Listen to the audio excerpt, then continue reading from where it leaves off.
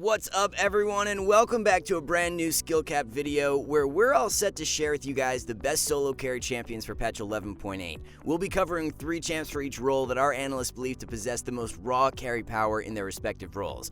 If Riot gave you the golden ticket to nerf any champion in the game, who would it be and why? Personally, I'd have to go with Hecarim, not because of the fact that he's been broken for so long, but because I'm just getting sick of playing against Heck every second game. We suspect many of you will agree with this pick, but let us know down in the comments who your number 1 choice would be. Make sure to smash the subscribe button, drop a like, and with all that said, let's get right into it. It's been years since we've had Yorick as a highly rated top laner, however, his time has finally come to shine. With multiple quality of life buffs over the past 2 patches, Yorick feels so much better to play, and the icing on the cake is that he's actually in a strong state as well. The tower aggro buffs this patch give Yorick even more split push power and ability to pin the enemy under tower with a lead. Yorick no longer takes tower aggro when Maiden or Mistwalkers attack the enemy, which means he can whack away at the enemy's tower while its pets take down the opponent.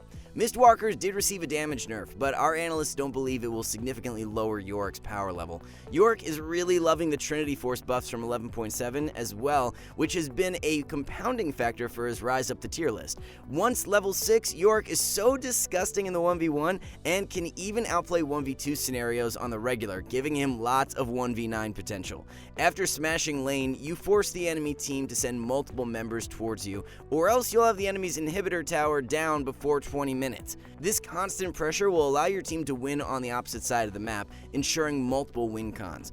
Matchup wise, Yorick fares pretty well into most meta champions, however Aurelia is one matchup that can give him some troubles due to her high mobility, so look to ban her out. A pretty interesting new build being adopted is Cyrilda's Grudge 2nd or 3rd. As seen in the background gameplay, the slow from Cyrilda's is applied by Yorick's Mistwalkers, which gives him insanely strong sticking power. Stats even back up the item's strength, as Yorick players win 57% of the time when building Cyrilda's 2nd, which is a whole 2% higher than the more standard Sterix. This doesn't mean Sterix is bad, it just means in games where you're ahead and planning a split push, Cyrilda's offers you insane value. 2 example builds you can run on Yorick are Trinity Force into Sterix, and then Deadman's Plate or Trinity Force into Cyrilda's Grudge and Sterix 3rd. One offers more tankiness, where the other is heavy damage. Take Grasp of the Undying as the keystone with Demolish, Bone Plating, and Overgrowth. Inspiration secondary with Free Boots and Approach Velocity works super well. A top laner we've mentioned a few times in previous patches that has been way too undervalued is Wukong. In 11.8, Wu's play rate has finally started to rise as players are picking up on his strength against meta champs. There's few bad matchups for Wukong in the meta, which makes him a very reliable blind pick and someone you can always fall back on if you're unsure who to play. He absolutely tears apart his 2 most common matchups in Darius and Gnar, winning over 54% of the time against both. It doesn't stop there though, as Wukong has an average win rate of 55% into Aatrox and 60% into Aurelia. Of course, win rate doesn't mean everything, but when stats are that insane, with a ton of sample size as well, it just goes to show how crazy strong the pick is. The explanation behind these absurd win rates are thanks to Wukong's passive, as it provides him with lots of bonus armor to allow for strong, consistent dueling. He doesn't gain any magic resist from this passive though, so banning out a popular AP top laner like Malphite is a good idea. Many Wukongs like to opt for Ignite over Teleport, which makes his 1v1 nearly unbeatable. Let's also not forget, just like Yorick, Wukong profits so much off that Trinity Force buff. The standard build is Trinity into Ravenous Hydra and Sterix. In cases where you feel some better tank shredding is warranted, swap the Trinity Force for Divine Sunderer. Runes will be Conqueror with Triumph Alacrity and Last Stand combined with Free Boots and Biscuits from Inspiration. Much like Wukong, Riven's priority has started to pick up due to a direct buff and other bruiser item nerfs. The nerfs to Lucidity Boots will lower Riven's power ever so slightly, but not enough that she doesn't make the cut for top 3. The high mobility and outplay potential in Riven's kit, combined with the fact this mobility was buffed a few patches back, make Riven a force to be reckoned with. One of her more difficult matchups in Urgot becomes indirectly weaker due to the Titanic Hydra nerfs, which is great for Riven as well. Other than Urgot, there aren't too many meta matchups who give Riven a ton of trouble, so continue to ban out Urgot for 11.8 to stack up the wins. There are a few different builds to run on Riven at the moment, the first being a Gore Drinker Rush into Ravenous Hydra and then Black Cleaver. A Stridebreaker Rush can also work just as well. It just all comes down to whether or not you value the sustain from Gore or added mobility from Stride. The best runes are Conqueror with Triumph, Tenacity, and Last Stand. Grab Sorcery Secondary with Transcendence and Gathering Storm. And remember, if you want to improve fast and get the rank you've always wanted, then check out our Hyper Improvement System at SkillCapped.com. We have professional courses by the top players, Smurf commentaries where a challenger player walks you through how to climb out of every rank from Iron to Diamond, and we upload tons of new exclusive guides to our website each week. In fact, we're so confident you'll improve using our system that if you don't climb at least 5 divisions while actively using SkillCapped, you can claim a full refund, so there's no risk. So what are you waiting for? Check out SkillCapped.com and get the rank you've always wanted. Link in the description below. After months of hibernation down in B tier, Xin Zhao has finally started to see the light after his mini rework. Now an S tier jungler and continuing to rise, Xin Zhao is a potent carry force who's extremely versatile. The new W into E combo to increase Xin's engage range helps him out a ton. It just gives the champion much better access into fights and the ability to continue chasing for kills extremely well. Being able to choose between a hard carry fighter build or disruptor tank setup makes Xin a reliable pick for almost every game. There's 3 different really great builds going around at the moment, so be sure to try each and see what you prefer. The most popular cookie cutter build is an Eclipse into Blade of the Ruined King and Sterix. The crit build consisting of Shield Bow into the Collector and then Guardian Angel is very common amongst high elo Xin players. For the tank build and one you see in pro play, rush a Frostfire Gauntlet into Randuin's Omen and then Thornmail. Rune-wise, there are 3 amazing choices too. Hail of Blades is most common and best when playing the damage carry-oriented builds. Phase Rush can also work in place of Hail of Blades if you are against an enemy comp with heavy slows or mobility. When playing the tank build, go for Conqueror as the sustained damage potential is much more valuable. Despite being the #1 jungler for multiple months in a row, Hecarim has managed to come out of 11.8 unscathed from any nerfs. The tiny nerfs from the past few patches have not been enough to drop Hecarim's power level, so he remains a top 3 solo carry pick once again. There are very few junglers who can run away with a game as quickly as Heck. Quite literally, the move speed from Ghost and E allow him to pressure for early ganks extremely well. Since Ghost is on a much shorter cooldown than Flash, Hecarim's ability to constantly look for gank plays is so much higher than most other junglers. Upon Chemtank completion, Hecarim can find engages from multiple screens away, and as an ADC main, all you can do is just pray that the Hecarim player doesn't know what he's doing. Heck will feel a small nerf this patch with the Lucidity boots changes, however, almost every single champion has been abusing them, so his comparative power level won't drop at all. Even after the Trinity Force buffs, Chemtank remains the best mythic item for Hecarim. Follow it up with a Dead Man second and then Force of Nature third. Primary runes are Phase Rush with Nimbus Cloak, Celerity, and Water Walking. Don't fall into the trap of running Domination secondary after the Ravenous Hunter nerfs. You should be taking Precision secondary with Triumph and Tenacity. Shaco will continue to dominate the jungle meta for 11.8 as he's shot way up in priority over the past few patches. The additive effects of his buffs combined with nerfs to other junglers have turned Shaco into an OP pick. You have so many options when playing Shaco in regards to early pathing. A quick bot side clear into a level 3 gank can be very lethal and catch the enemy team off guard. A standard horizontal clear into gank can also work very well, so the enemy can never be sure as to where you'll show up first. The stealth factor combined with taking Ignite gives Shaco a very high success rate on early ganks, especially if playing with a heavy CC laner. If you play towards whichever lane gives you the best setup, then it's easy pickings for an early snowball. Just like Xin Zhao, there are numerous viable builds for Shaco on 11.8, so we'll get you set up with a few. Duskblade into the Collector and Essence Reaver is very standard. Prowler's Claw can also work out just as well in place of Duskblade. For the AP build, rush a Liandry's into Cosmic Drive and then Zanya's. The fact Shaco can build AD or AP allows him to thrive no matter the team comp. When playing AD, take Hail of Blades with Sudden Impact, Eyeball Collector, and Relentless Hunter for primary runes. Free Boots and Approach Velocity are the best secondaries. The AP rune page is Dark Harvest with Cheap Shot, Eyeball Collector, and Ultimate Hunter. Transcendence and Gathering Storm are your secondaries. Moving into our 3 mid lane picks, slashing his way past the rest of the competition is Yasuo. Whether you love or hate the champion as a result of his AD per level buff from 11.7, Yasuo is back in an extremely strong state for solo queue. Yasuo's AD per level was increased from 2.2 up to 3, which equates to an extra longsword worth of AD on his insane 2-item spike. The buff just allows Yasuo to come online even harder when he does, and completely run away with games. The jungle meta is amazing for Yasuo for 11.8, as Hecarim, Lee Sin, and Kayn are the most played champions. Even Xin Zhao and Volibear have started breaking into the upper echelon of priority. Every one of these picks has a way to displace the enemy and trigger Yasuo's ultimate, so your snowball power is at an all-time high right now. Best ban for Yasuo on 11.8 would be Akali, as her pick rate has been increasing and can give Yasuo a bit of trouble. Build is pretty straightforward for Yasuo, being a shield bow into Infinity Edge and Bloodthirster. BT can be swapped around for something like Mortal Reminder if you need healing reduction, or Guardian Angel for all-out teamfight power. Conqueror or Fleet Footwork are Yasuo's two best keystone choices. Take Conqueror when in easier matchups and Fleet against more difficult ones. The Ravenous Hunter nerfs have led to Domination Secondary becoming quite overrated on Yasuo, and players are seeing much more success with Resolve. Second Wind and Revitalize is what you should be looking to take. The mid laner you can never go wrong with for 11.8 is Galio, as he's such a reliable pick with copious amounts of carry potential.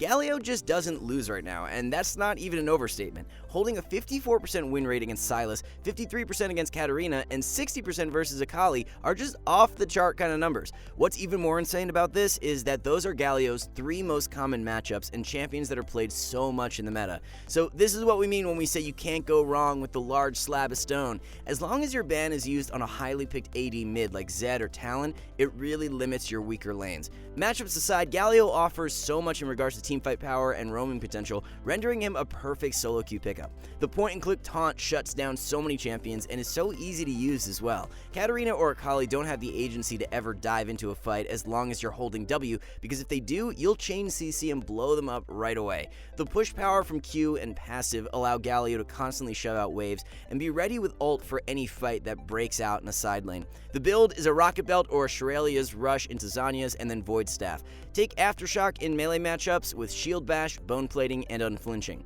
When against ranged mids, Predator can work very well as it will be more difficult for you to proc Aftershock, and Predator can allow for great roam plays. Secondaries are always Nim's Cloak and Transcendence. Zed's currently in the strongest state he's been throughout all of Season 11 and is an absolute nightmare for all ADC mains. As more and more players adopt the Prowler's Claw build on Zed, his success rate rides right along with it. The snowball potential you've got with Zed in Season 11 is on a whole other level, as the added mobility from Prowler's Claw combined with his damage amplification gives Zed even stronger bursts and outplay power. The pick range of W into Prowler's Claw is very difficult for enemies to react to and allows it to punish positional errors that much harder. The fact Cyrilda's Grudge cost was reduced in 11.7 allows Zed to hit his mid-game spike even faster than before.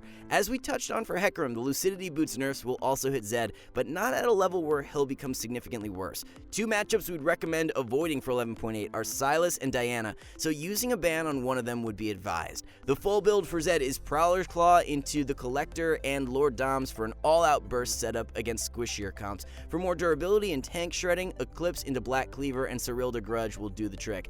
Electrocute is Zed's best keystone with Taste of Blood, Eyeball Collector, and Ultimate Hunter. Sorcery Secondary is amazing with Transcendence and Scorch.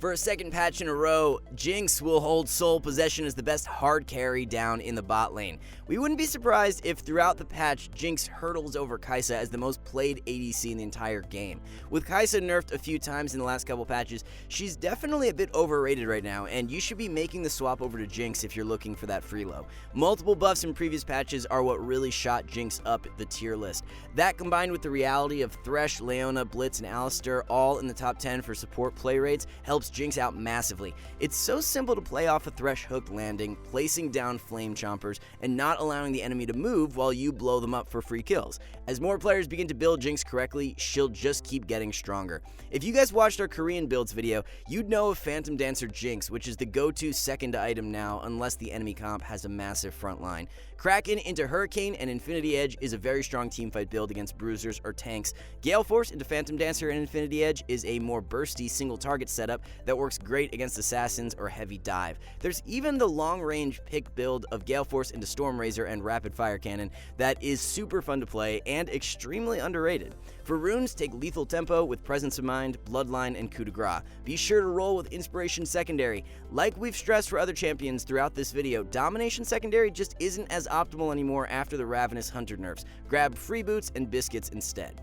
Coming off the base AD nerf from 11.7, Tristana has walked away with minimal wounds and maintains her spot as a top 3 AD carry. When it comes down to raw carry power and the ability to influence a game on your own, nothing beats Tristana in the current ADC meta. Possessing a press and go button in her W allows you to punish positional errors better than any ADC, and rack up a ton of kills if played with an aggressive support. The burst, mobility, and tower shredding from Trist make her so oppressive when ahead, and allows you to run away with games at an extreme rate. Most players have finally begun abusing Phantom Dancer on Trist, and she's seeing even more success as a result. The full build is one of Gale Force or Kraken Slayer into Phantom Dancer 2nd and Infinity Edge 3rd. Against squishier comps or assassins, look to run Gale Force to provide you with more burst and outplay potential. When playing Gale Force, Tristana turns into an assassin herself, as an E proc with Hail of Blades and Gale Force active will send the enemy to Fountain in an instant. Against tanks or lower mobility enemy comps, Kraken Slayer can pump out a lot more sustained damage. Nothing beats Hail of Blades for Trist's Keystone, so run it every game. Follow with Taste of Blood, Eyeball Collector, and Ravenous Hunter. Secondary runes are Triumph and Alacrity. No matter what type of wrench Riot try to throw at Samira, she comes right back around and consistently performs as a solo carry marksman. Samira has almost all you could ask for with solid mobility, a lethal all-in, crazy teamfight potential. There's very few things not to like about the champ, unless of course you're playing against her. Samira's ability to flip a fight and pull a complete 180 with a good ult puts her carry level above most others. Very few other AD carries can pull off literal 1v2 or 1v3 fight wins, but Samira can make it look so easy. You'd think that a champion with this much damage threat would have a drawback in regards to survivability, but that's not even the case. Not only can Samira dish out mass amounts of damage, but the sustain from shield bow along with runes make her surprisingly difficult to take down. After rushing that shield bow, go into the Collector 2nd and Infinity Edge 3rd. Conqueror is Samira's best keystone for every game with Presence of Mind, Bloodline, and Last Stand. Samira is one of the few champions who still does perform well with Domination Secondary, as the healing from Ravenous Hunter has such good synergy with her kit. The fall of Thresh, Alistar, and Rel over the past few patches have opened the door for Bard, and he's ready to break through as a top 3 solo carry support. Bard has it all when it comes to playmaking potential and the ability to influence a game from the support role. Roaming is such a key element to the game, and no one does it better than Bard. After roaming mid a few times, grabbing a couple kills, and tilting the living daylight out of the enemy, you'll be all set up for success. The pick plays that Bard can facilitate give him the opportunity to be impactful no matter the game state. Tempered Fate is such a momentum shifter spell and can allow for games to be broken open with just a single good usage. The discovery of a super strong new build has also propelled Bard up the tier list. Lock It into Cosmic Drive is the setup, as it gives Bard a ton of ability haste and tankiness, which are 2 stats he really likes. Many Bard players incorporate Frozen Heart into their build path when against heavy AD, and that build will become even stronger due to the buffs this patch. The Guardian rune makes it very difficult to punish Bard early on in lane. Bard's first few levels aren't anything crazy compared to other supports, but if you can breeze past them and reach the point where you're able to find those roam plays, that's all you can really ask for. Follow with Font of Life, Bone Plating, and Revitalize. Zombie, Ward, and Relentless Hunter are the best secondaries. One of the few top supports dodging any sort of nerf in previous patches has been Leona, and just like Bard, she's a premier solo carry pick.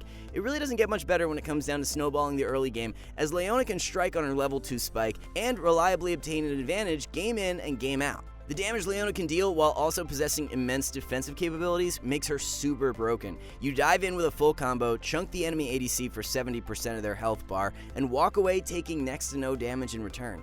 Aftershock proc combined with Leona W makes something like this possible. Although Leona's pick range isn't quite as insane as Bard's, it's still crazy strong, and the chain CC that can follow make punishing mispositioning Leona's specialty.